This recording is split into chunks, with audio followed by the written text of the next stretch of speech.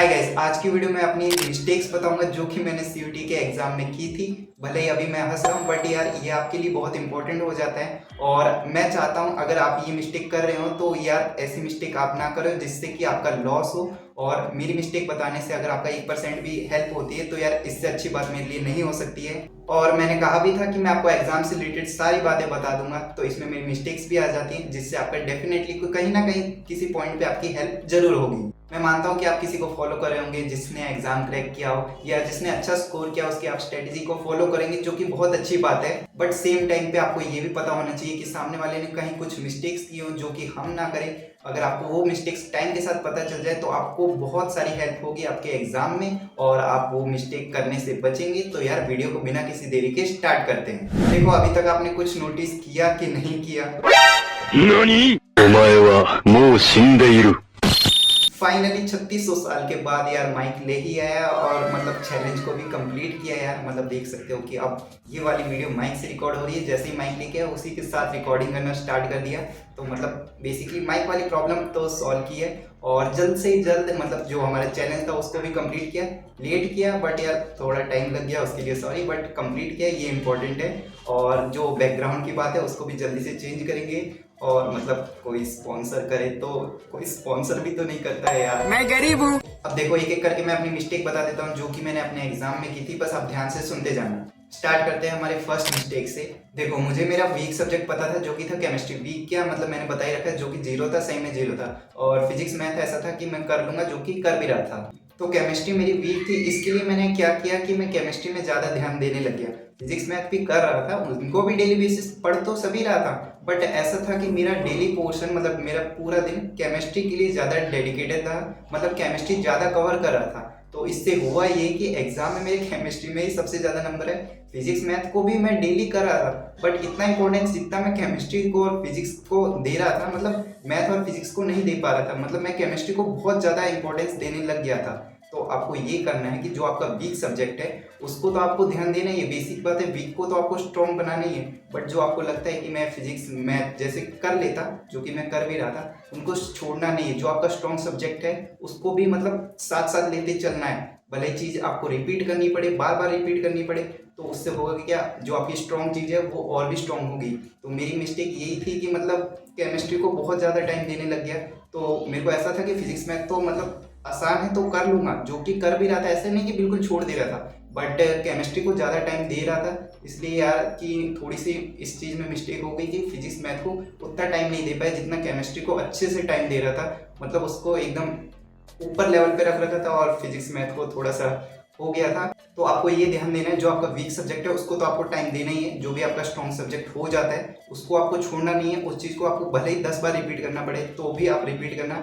आपको मतलब एग्जाम तक उसको स्ट्रॉन्ग स्ट्रॉन्ग और स्ट्रॉन्ग करना है। और जो आपका वीक सब्जेक्ट है वो तो स्ट्रॉन्ग होते ही जा रहा है, तो उस चीज़ के चक्कर में अपने स्ट्रॉन्ग सब्जेक्ट के ऊपर से हाथ मत छोड़ देना। देखो सेकंड मिस्टेक एक्सप्लेन करता हूँ जो कि मेरे मैथ सब्जेक्ट से रिलेटेड है। मैथ सब्जेक्ट ऐसा था कि मेरा मतलब स्ट्रॉन्ग सब्जेक्ट था कि मेरे को मैथ पढ़ने में अच्छा लगता था और मैथ पढ़ रहा था तो मैथ अच्छे से आ रही थी, इसलिए वो मेरा स्ट्रॉन्ग सब्जेक्ट बनते जा रहा था। तो एग्जाम में क्या हुआ उसकी कहानी बताता हूँ। देखो वैसे नॉर्मली जब मैं प्रिपेयर कर रहा था मैथ में, मतलब मेरे को क्वेश्चन आ रहे हैं और मतलब रिवीजन कर रहा हूँ या क्वेश्चन आ रहे हैं तो मैं फटाफट क्वेश्चन करते जा रहा हूँ। मतलब सेकंडों में डायरेक्ट सॉल्यूशन कर रहा हूँ। और मेरे को एक्सरसाइज आ रही है तो एक पेज में निपटा दे रहा हूँ एक एक्सरसाइज, और अच्छे से मतलब मैथ को कवर कर ले रहा हूँ। देखो अब अपना एग्जाम का सीन बताता हूँ कि मतलब मेरी मिस्टेक कहाँ हुई। देखो मेरे को इतना पता था कि मतलब नॉर्मली सबको पता होता है कि जो क्वेश्चन में तुम अटक रहे हो उस क्वेश्चन को छोड़ना है और नेक्स्ट क्वेश्चन में ट्राई करना है। अगर जिस पे अटक रहे हो उसको छोड़ना है, आगे बढ़ना है, अपना टाइम वेस्ट नहीं करना है। तो ऐसा हुआ कि मैंने कुछ क्वेश्चन में अटका और मतलब यार नेचुरल हुआ कि उस क्वेश्चन में अटक गया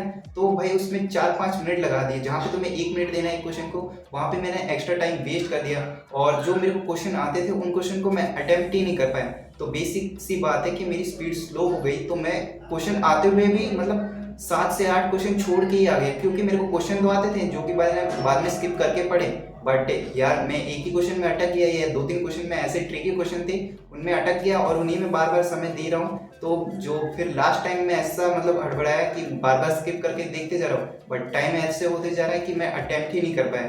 तो इस मिस्टेक में यही था कि बेसिकली आपको अपनी स्पीड के ऊपर काम करना है, जो कि मैं हर बार बताता हूँ कि भाई अगर आपकी स्पीड स्लो हो जाती है तो आप क्वेश्चन आते हुए भी छोड़ जाते हो। तो मैंने आपको शायद पिछले वीडियो में बताया होगा कि आपको क्वेश्चन आते हुए भी छोड़ जाते हो। तो यार ये रियलिटी बात है कि तुम्हें क्वेश्चन आएंगे और एग्जाम में देख लेना कि तुम्हें क्वेश्चन आते होंगे, बट अगर तुम एक क्वेश्चन में अटके और उसमें समय लगाने लग गए तो बाकी क्वेश्चन तुम्हें आते हुए छोड़ दोगे। तो तुम्हें ये मिस्टेक बिल्कुल नहीं करनी है कि तुम्हें क्वेश्चन आते हैं तब भी तुम अटेम्प्ट नहीं कर पा रहे हो, क्योंकि तुम एक क्वेश्चन में इतना टाइम दे पा रहे हो और बाकी क्वेश्चन को टाइम ही नहीं दे रहे हो, या एक क्वेश्चन की वजह से पूरे क्वेश्चन को छोड़ दे रहे हो। तो बेसिक सी बात है भाई, अपनी स्पीड के ऊपर ध्यान रखना। एग्जाम टाइम में स्पीड सबसे इंपॉर्टेंट हो जाती है। देखो तीसरी मिस्टेक बताता हूँ। मैंने क्वेश्चन प्रैक्टिस की, मतलब क्वेश्चन प्रैक्टिस कम की थी। मेरे पास ये था कि मेरे को 2 महीने में एनसीईआरटी तो कंप्लीट करनी है, मतलब केमिस्ट्री को कंप्लीट करनी है, बाकी जो चल रहा है वो तो सही चल रहा था। मतलब मैंने एनसीईआरटी के क्वेश्चन ऑलमोस्ट सारे कंप्लीट किए थे, बट एडिशनल क्वेश्चन थोड़े कम प्रैक्टिस कर पाए। तो इसलिए ये हुआ कि मतलब जो ट्रिकी क्वेश्चन थे शायद उसकी वजह से मैथ में मेरे को ज़्यादा टाइम लगा। तो क्वेश्चन प्रैक्टिस आपको मतलब बहुत सारी हेल्प कर जाती है। तो आपको इस वाले पोर्शन को स्किप नहीं करना है कि आप प्रैक्टिस कम कर रहे हो, आपको आ रहा है फिर भी आप प्रैक्टिस नहीं कर पा रहे हो या टाइम नहीं दे रहे हो उस चीज़ को। तो इस चीज़ पे आपको ध्यान देना है और जितने क्वेश्चन हो सकते हैं आपसे पॉसिबल तो उतने क्वेश्चन आपको प्रैक्टिस करने हैं। और शायद मेरी यही मिस्टेक थी कि मतलब उस टाइम में उन क्वेश्चन में अटक गया। देखो चौथी मिस्टेक एक्सप्लेन करता हूँ जो कि पीवाईक्यू और मॉक टेस्ट से रिलेटेड है।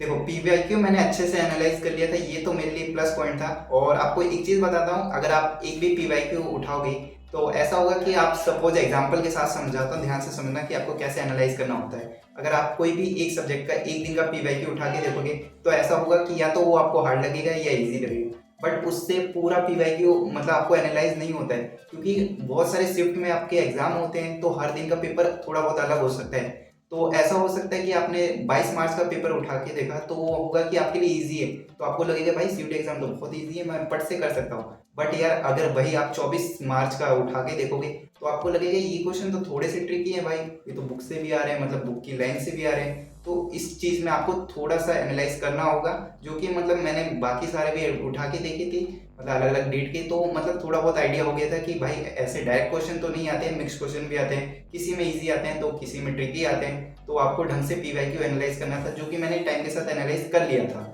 तो मेरी मिस्टेक बताता हूँ कि मेरी मिस्टेक कहाँ हुई। तो देखो इंग्लिश सब्जेक्ट में क्या हुआ कि मैं मॉक टेस्ट दबा के दे रहा हूँ, क्योंकि इंग्लिश पढ़ने में आसान है और स्कोर करने में भी आसान है और मेरे को पढ़ने में भी अच्छी लग रही।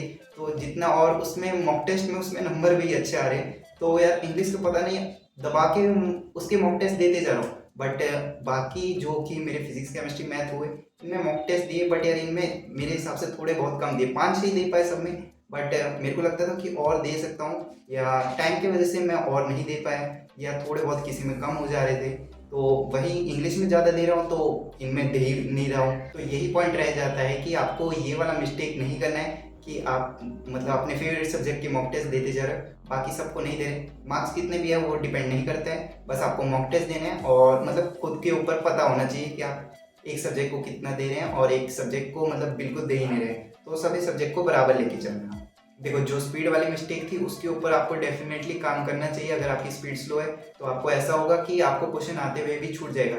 और मेरे साथ भी ऐसा सेम था कि फिजिक्स केमिस्ट्री के टाइम के साथ हो गया, न्यूमेरिकल चाहिए थ्योरी वाले वो तो मैंने टाइम के साथ अटेम्प्ट कर लिया था दोनों पेपर। बट जो मैथ का था उसमें मतलब स्पीड की वजह से आपको बताया स्टार्टिंग में वैसे अटक गया था। तो आपको स्पीड वाला काम करना है और जो आपका वीक सब्जेक्ट रह जाता है उसको तो स्ट्रॉन्ग करना ही है, बट जो आपका स्ट्रॉन्ग सब्जेक्ट है उसको मत छोड़ना। मतलब ऐसा हो कि आपको लग रहा है कि मैं इसको तो डेफिनेटली कर लेता हूँ, ये मेरा प्लस पॉइंट है, तो बस प्लस पॉइंट को प्लस प्लस प्लस करते जाना, उसको छोड़ना मत। और जो वीक है उसको तो आप स्ट्रॉन्ग कर ही रहे हो।